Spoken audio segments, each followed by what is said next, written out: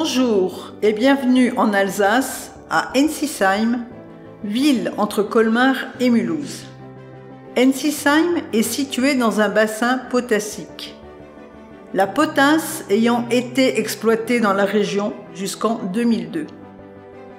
Aujourd'hui, j'ai rendez-vous avec Jean-Luc. Jean-Luc nous invite à découvrir ce qui a été son quotidien à près de 1000 mètres de profondeur. S'engouffrer dans les entrailles de ces lieux, c'est faire revivre une page d'histoire de ce bassin potassique. Lorsque nous parlons mineurs et mines, nous pensons à Germinal, travail pénible, poussière, accident, mais solidarité et entraide.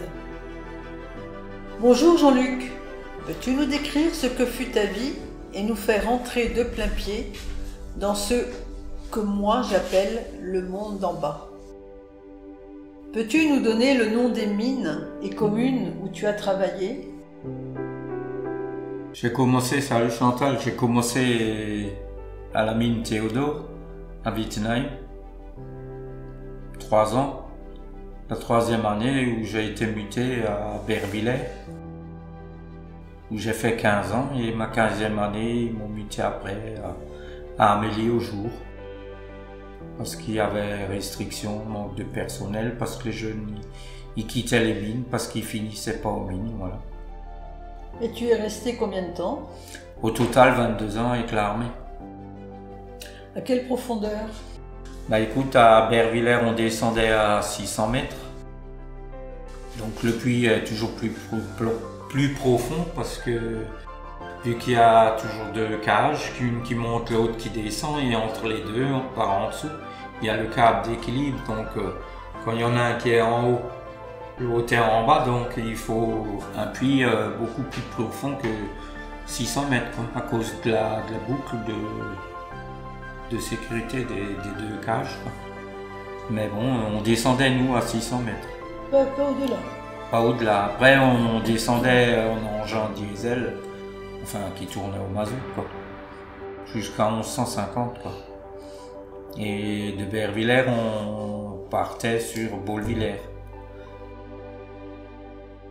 Peux-tu nous parler de la salle des pendus? Ben, t'as le côté propre quand tu rentres dans le vestiaire, tu te déshabilles et tu passes entre les douches où il y avait des passages, et t'allais dans le côté salle où tu t'habillais. Pour pouvoir après ressortir par la lampisterie où tu récupérais ton badge et ta lampe pour descendre. Et quand tu remontais, tu décrochais ton badge que le lampistier, après ton poste, il l'accrochait. Que quand tu sortais, tu le récupérais, ça prouvait que tu étais remonté.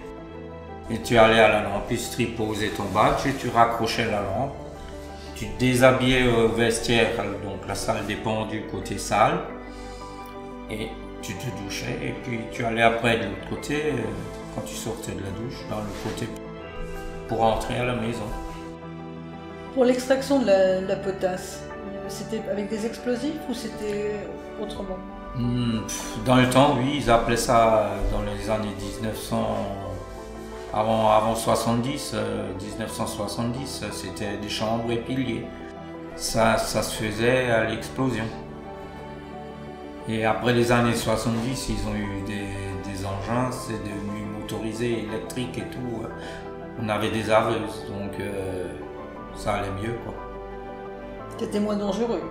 Ben, c'était toujours dangereux, mais disons que c'était la machine qui, avec un treuil, une chaîne et un treuil, 33 tonnes, ça arrachait le sel parce que ça avançait par secousses, quoi.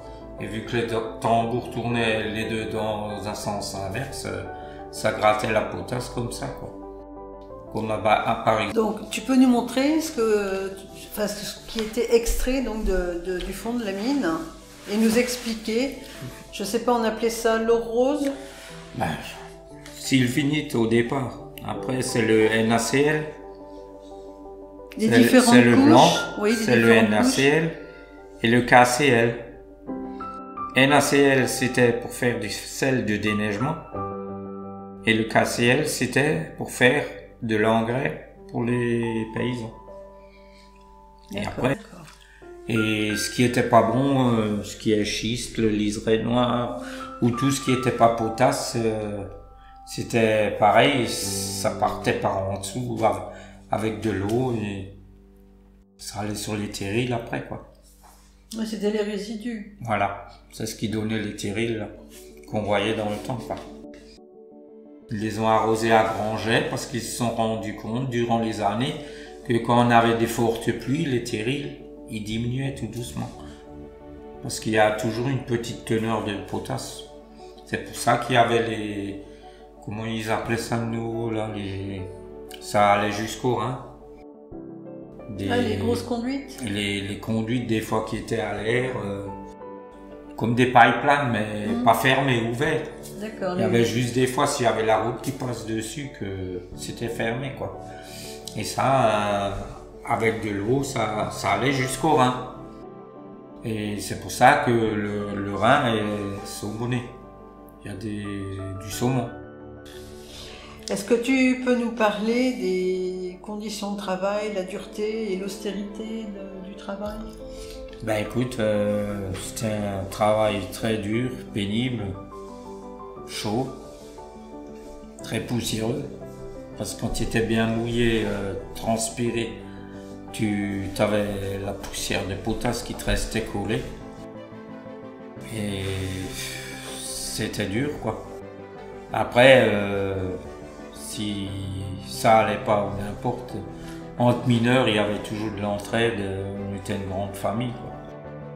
Est-ce qu'il y avait une différence de température au fond de la mine entre l'été et l'hiver? Ah bah oui, tu le sentais la différence quand tu descendais au puits qui était entrée d'air. Bon, je parle pour Bervillers. Quand tu descendais au fond de la mine, est-ce que tu pensais aux accidents, aux éboulements, aux brisures? Non. Non. Tu n'essayais même pas d'y penser parce que sinon tu serais plus descendu. Est-ce que tu peux nous parler de l'ambiance au fond de la mine? Bah écoute, on était une famille, hein. On était comme des potes. Avec le trois quarts des gens, tu t'entendais bien, hein. Bon, il y avait toujours une petite brebis galeuse parmi le troupeau au coin, où tu t'entendais pas, ou certains, quoi. Mais en règle générale, ça se passait toujours bien. Il y avait de l'entraide entre vous? Ah oui, toujours.